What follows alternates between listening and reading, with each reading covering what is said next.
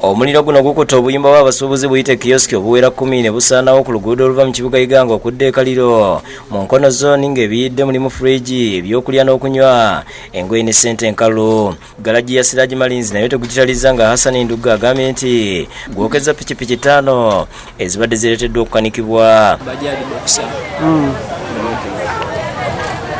na meti 3 na kasikuta kamu.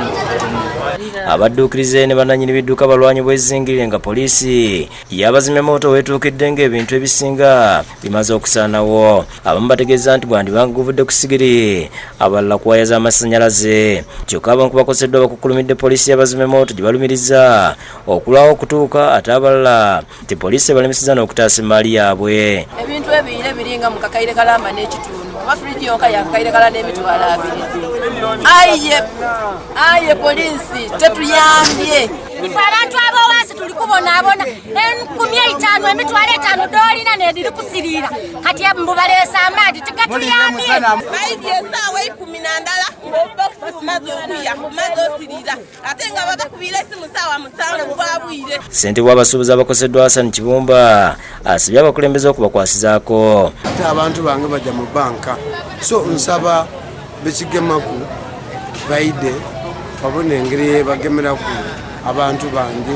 Omusasi wafazeeyo ku makya nga abakoseddwa basobeddwa nga abamu balondawo ebyawonyeewo. Kansala omulondo w'eggombolola ya Northern Division Samuel Mukisa ne kansala aliko Abdallah Kalange bawadde abasuubuzi amagezi obutalika sigiri nga zaakamonda n'okutegeeza nga poliisi mu budde basobole okutaasibwa. Tubenga n'enkolagana walala kuba ne poliisi egira okufuna information eno ng'obuyumba obugemye omuliro muzira kisigayiremu.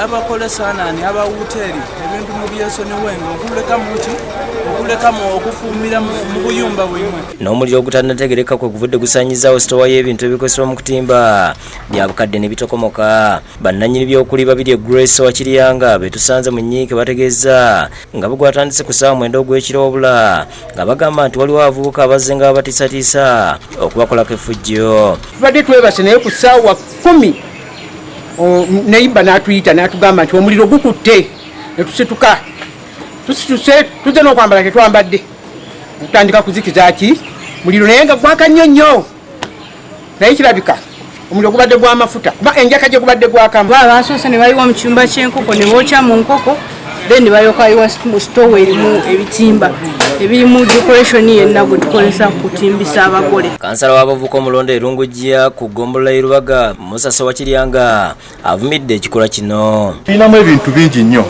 bibalirwamu obukadde nga 18 bw'ogattako ennyumba na biki ebyonyereddwa bwe bukadde nga 305.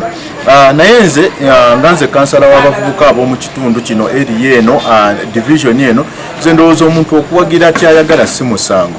Ivan Wachibi ne Lugendo Crispo bakusekedde Grino ku Bukedde TV.